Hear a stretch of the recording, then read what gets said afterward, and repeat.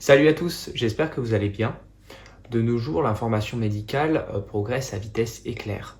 Et quelquefois, il peut être difficile finalement pour les soignants de résumer l'information, de la digérer et d'être à jour tout simplement. Les nouveaux outils d'IA tels que ChatGPT sont très utiles pour synthétiser et résumer les informations. Mais quelquefois, les sources utilisées par ces modèles ne sont pas forcément fiables, les informations ne sont pas forcément vérifiées par des professionnels et du coup, le risque, c'est finalement qu'on se base sur des connaissances, que les soignants par exemple se basent sur des connaissances qui ne sont pas forcément les bonnes.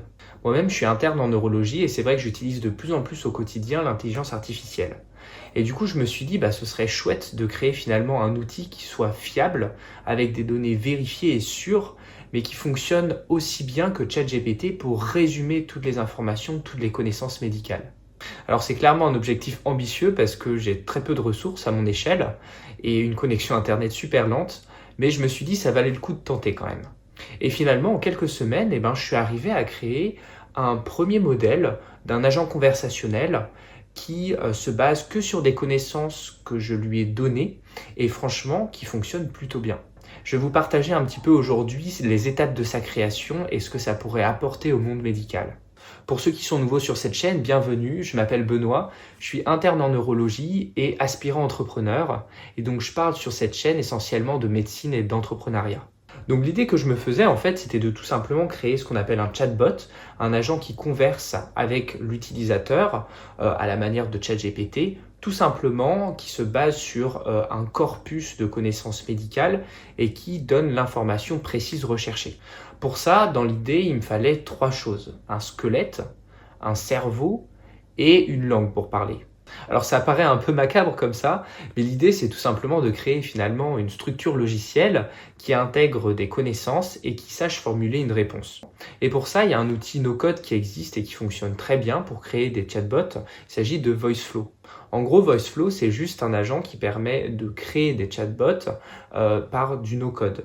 En fait, il suffit de sélectionner des blocs et de les agencer pour créer une architecture.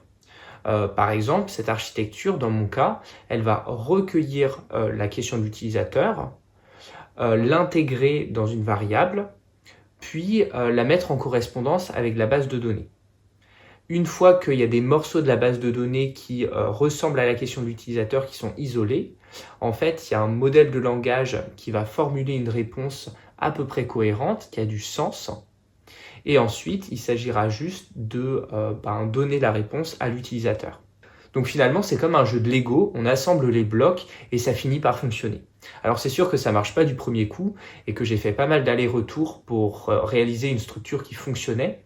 Il y a notamment des boucles un peu rétroactives qui fait que quand on a fourni la réponse à l'utilisateur, il faut que le chatbot soit prêt à recueillir la suite, une seconde question.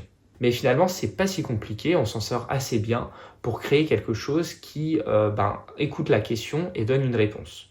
Et donc maintenant qu'on a créé le squelette, la boîte crânienne, on pourrait dire, il s'agit maintenant de lui donner des connaissances, de lui donner un cerveau. Et pour ça, on a besoin d'une nerf de la guerre, ce sont les données. Donc les données, moi, dans mon cas, doivent être des données médicales, validées scientifiquement. Et pour ça, je me suis appuyé sur les sites de référence des spécialités médicales en France, mais aussi aux États-Unis, en essayant de sélectionner des sites qui sont reconnus scientifiquement et qui fournissent des informations qui sont fiables. La difficulté, c'est que en fait, toutes les informations médicales ne sont pas présentées de la même manière. Certaines fois, ça va être du texte, des schémas, des images ou des fichiers PDF. Et donc finalement, il y a un gros travail de fourmi à faire pour essayer de mettre en forme ces données de manière propre et structurée et que ce soit lisible par le chatbot. Au début, je le faisais à la main et ça me prenait énormément de temps. Et puis à un moment, je me suis aperçu qu'en fait, je pouvais demander à l'IA de générer du code et code qui faisait l'action à ma place. De récupérer par exemple des données, de lire des fichiers, de les diviser en fichiers moins volumineux et tout ça. Et donc petit à petit, je me suis mis à compiler des connaissances qui étaient validées scientifiquement et à les intégrer à la base de connaissances de mon chatbot.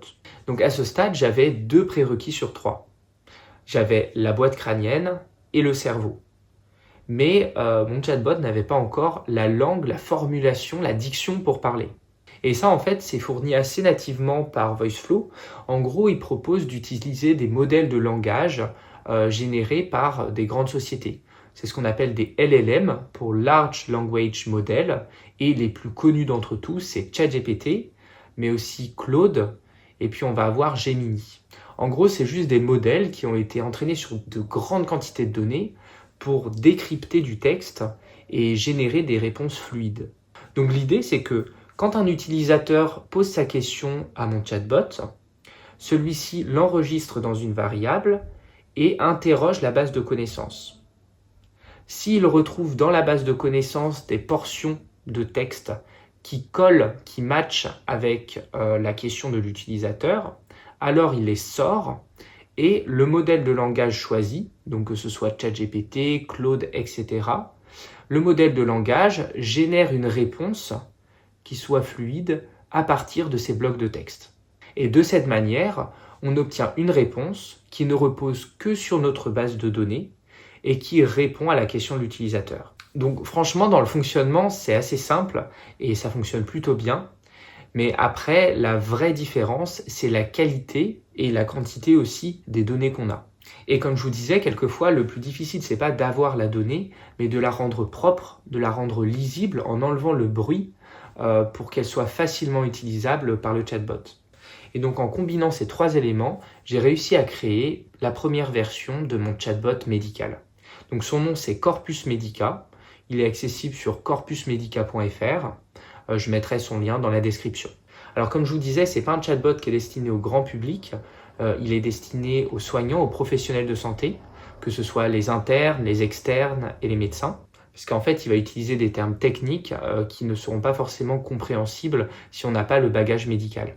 Et j'aimerais vraiment bien que ce chatbot à l'avenir s'intègre dans la pratique des médecins, parce que moi, ces derniers temps, du coup, je l'utilise presque tous les jours dans ma pratique clinique et je le trouve vachement utile déjà. Par exemple, encore ce matin en consultation, je me suis retrouvé face à un syndrome rare que j'avais jamais rencontré par le passé. Donc c'était un CLOC, en gros c'est une anomalie radiologique neurologique transitoire. Et bien tout simplement, j'ai demandé à mon chatbot de me faire un topo dessus et il m'a donné les signes cliniques à rechercher, le pronostic, etc. Alors bien sûr, il n'est pas aussi performant que ChatGPT à ce stade, et il me faudra quand même un petit peu de temps pour qu'il le soit, mais l'idée c'est qu'il devienne de plus en plus fourni en connaissances et qu'il devienne de plus en plus utile au quotidien. Et je pense vraiment que ça peut être une grande aide pour enrichir ses connaissances médicales de manière plus simple. Dans tous les cas, moi, mon objectif pour cette année, ça va être d'essayer de le rendre aussi bon que ChatGPT pour les réponses à des questions médicales. Donc c'est un gros défi, on verra si j'y arrive. Dans tous les cas, si vous voulez continuer à suivre mes aventures de médecin entrepreneur, n'hésitez pas à me suivre. Et nous, on se revoit pour une prochaine vidéo. Salut!